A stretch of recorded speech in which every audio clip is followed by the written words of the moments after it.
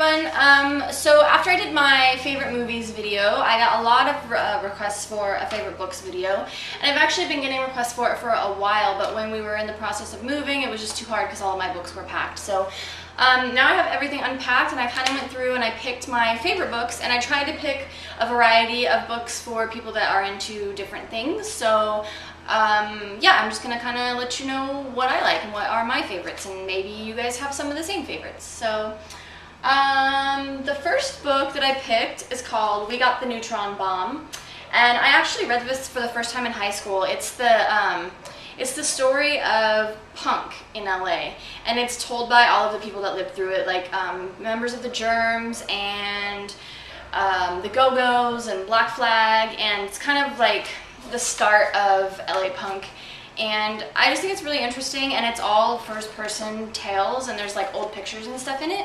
So if you guys are into punk, or even if you're not, you're just into music, it's just kind of really an interesting book about a whole new movement of music and a new kind of lifestyle. So this is a really good one. The next book that I picked is actually probably, I could be as bold as to say this is my favorite book that I've ever read. It's called Blackbird. This gal, she's from Portland, which is where I'm from, and she had a really crazy childhood, and there's so many things in this book that parallel my life that it was like, it was the first time I'd read a book that I wanted to actually write a letter to the author and thank her for putting like my feelings into a book. It's horrible and sad and amazing. It's written really well, but it's kind of hopeful. I mean, it's a true story, so of course it's not like a Hollywood ending, but it's just a really, really amazing book. And which is really funny, I bought this used at a bookstore, and it became my favorite book, and then I realized later that it had actually been signed. So I thought that was kind of cool that this woman that I had identified so much with had actually signed the book that I have. So I've had this book forever, and I read it every couple of years, and it kills me every time, but it's really amazing if you guys like memoirs. The next book that I picked is actually not in the best shape of its life, but it's a first pressing of Gone with the Wind, and the binding is coming apart. I think it was published in 1936. So it's a rare, hard to find, would probably be worth a lot more money if it was in better shape, but Gone with the Wind was my favorite book or favorite movie growing up, and I read the book when I was like maybe 12 or so, and it's such an amazing book. Kind of timeless, even though it is about a specific time period, but if you guys have never read it, it's definitely worth a read, but this is my favorite just because it's like such a collectible piece. The next book that I picked is Boy by Roald Dahl, and growing up, Roald Dahl was my favorite author. If you guys don't know who he is, he did Charlie and the Chocolate Factory, and he did James and the Giant Peach, and he did Matilda, the BFG, The Witches. A lot of his books they actually made into movies. He just has a crazy imagination, and I still actually read his children's books every couple of years. The BFG was always my favorite, but Boy is actually his autobiography. It's pretty short. It's got big letters, so it's a really, really quick read, but it's really interesting, and you can kind of see where he got his inspiration. Like he had a headmaster in school that he got his inspiration for the headmistress in Matilda, and I don't know, he was just an amazing writer, and he's always been one of my favorites. The next book I picked is called The Center of Everything, and it's kind of along the same lines as Blackbird, although this is fiction, but it's just kind of one of those coming-of-age stories, and it's funny, and it's super real, and it's sad, but it's just another one of those books that I feel like so many women can identify with. It's really hard to find books that are written for women that aren't like super sappy, always happy ending, like cheesy romance, Bridget Jones style kind of books, which don't get me wrong, those have their place, and I like those too, but I'm more of a realist, and I like my books to be more real too. So the next book I picked, I just realized I kind of picked a bunch of depressing books, but this is called She's Come Undone, and this is probably maybe my second favorite book ever. It's by an author called Wally Lamb, and it's actually written from the perspective of a woman, a young woman. I think she's maybe 18 or 19. Oh wait, no, she's 13. But then I know that it goes through her life. But it's written by a man, which is really interesting because you'd think that he wouldn't really like get a woman, but it's one of those same kind of books where like she goes through severe depression, which if any of you guys have gone through that, it's so difficult to go through, especially when you're alone.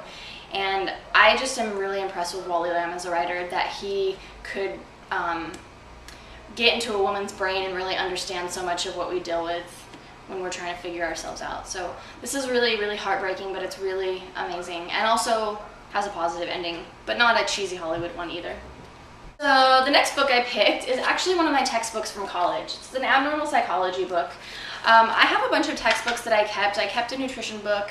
I went to school originally for drug and alcohol counseling, so I took a lot of psychology classes, nutrition, drug and alcohol classes. I actually have a textbook that's all about drugs that is really interesting that I kept, and a nutrition book.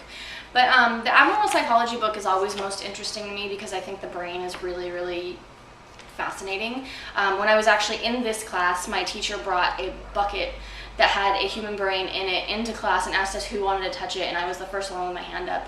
It was a 92-year-old man's brain, and it was one of the oddest things I've ever touched. But yeah, I just think psychology is really interesting, and I think that even though books may be a textbook, it may be something to learn or something from school, it doesn't mean it doesn't hold value kind of in your everyday life. So if you guys have used bookstores around anywhere, take a look at the textbook section, because some of them are written really well. Like, this textbook is written so well that it doesn't really feel like it reads like a textbook. Like, it's full of information, but it's also really interesting, and it has like profiles of real people and that kind of thing. So I don't know, I feel like we should keep learning even if we're not in school, and any way we can do it that's interesting, I'm a fan of. So the next book that I picked is by Charles Bukowski. A lot of you probably know who he is. He's a really famous writer, kind of a seedy, I don't know, he was an old dirty man that was an alcoholic, and kind of a crazy, but this book, Women, is one of my favorite. It's really smutty, but really smart and real and true. And when I read it, I imagine Tom Waits reading this while he's writing music, because it just feels like it has that same kind of vibe. So if you haven't read Bukowski, it's definitely not for everybody. He doesn't censor himself, and it's very gritty, but written really well and very real. And it kind of, like, I feel like he really captures the time that he writes super well. And his poetry is really good too, but I prefer his novels. He also wrote one called Pulp that I like a lot as well. So the next book that I picked is Heaven to Hell by David LaChapelle. LaChapelle is one of my favorite photographers. If you don't know who he is, you should look him up. He does crazy, bright, colorful things. He shot lots of famous people. His photography, I feel like these days, is copied so much, especially in the kind of alt pinup world. But this is one of my favorite books. I actually got it at Eddie's bookstore around the corner from my house for like 20 bucks. I was super stoked on the find because it's hardcover, and it's usually like a $60 book or something ridiculously expensive. But I just love going through it when I'm getting ready for a shoot, or if I'm doing my own hair and makeup to kind of like get inspired. And I'm really a big fan of coffee table books. If you can see the stuff behind me, I just like books with pretty pictures, so this is probably the prettiest picture book that I've got. The next book that is one of my favorites is $1 Million Mermaid by Esther Williams. If you don't know who she was a actress in the 40s and 50s, and she was a swimmer. So she made all of the movies where they were doing like synchronized swimming, and she was like the main character in the movie, which was kind of like a huge thing in the 50s, and it doesn't really exist anymore. But she was actually an athlete, and she was amazing. I've read a lot of autobiographies from, Hollywood era actresses, and I feel like this is the most real. I read Jean Tierney's also, and it's really good, but I feel like Esther Williams, she's kind of no holds barred. Like, she tells it like it is. She tells all of the dark behind the scenes kind of things. She gossips about old actors and talks all about sex and just kind of the things that you didn't talk about back then and you wouldn't expect that somebody would dish on, but she totally does. But her story is actually really, really interesting. And I just think she's beautiful and amazing and talented. So this is definitely worth a read, especially if you're into old actresses and you want a book that's actually got substance and not just like a fluff piece. The next book that I picked is a book about Vivienne Westwood, and it just kind of talks about her career starting when she opened her sex shop with Malcolm McLaren in the 70s, and then it goes into you know, her midlife work, and it goes all the way up into, I think it goes into 2000, maybe the late 90s. But it's really high quality. Although it's a lot of just photographs of her collections, but this is the same kind of thing where if I want to get inspired for like a photo shoot for hair and makeup, I just kind of flip through this and see what's going on. And the whole beginning of the book is just, it's all kind of a biography about her life and her designs and kind of what inspires her and stuff. So she's one of my favorite designers, and I just think this book is a really good coffee table book also, but it's also really interesting. And then the last book that I chose was Fast Food Nation, and actually I was in the process of reading it again. This is another one of those books I read every few years. I actually read this for the first time when I was probably 19 or 20, and I have not eaten ground beef since, and I'm now 30, so it's just a really eye-opening book. It's all about the fast food industry, the meat industry, which a lot of it is really disgusting and disturbing and just kind of sad, especially for the people that work in those industries, how much they get screwed over, people that lose their limbs and their lives and they don't get properly compensated. And it's just kind of gross to find out what's actually in our meat and how it's handled and how it's prepared, and how much it screws people over, the industry. So I like books like this. I'm really a big fan of biographies and nonfiction. Same thing with movies. I really like documentaries and stuff like that. So yeah, this is a good book that's worth a read. So those were all of my kind of favorites that I picked out of my collection.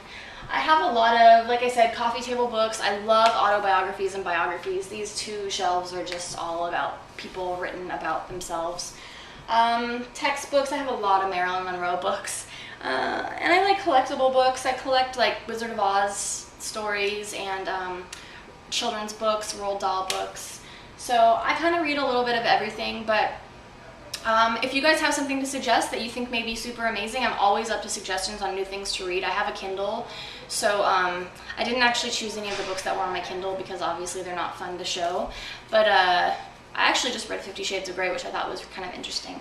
That's a whole other topic, but yeah, if you guys have a book that you might want to suggest to me, let me know what it is and I'll give it a whirl, and if I've already read it, I'll tell you what I thought. So I hope you guys like this, and if you guys want to see any of my other collections, let me know, and thank you for watching, and see you next time.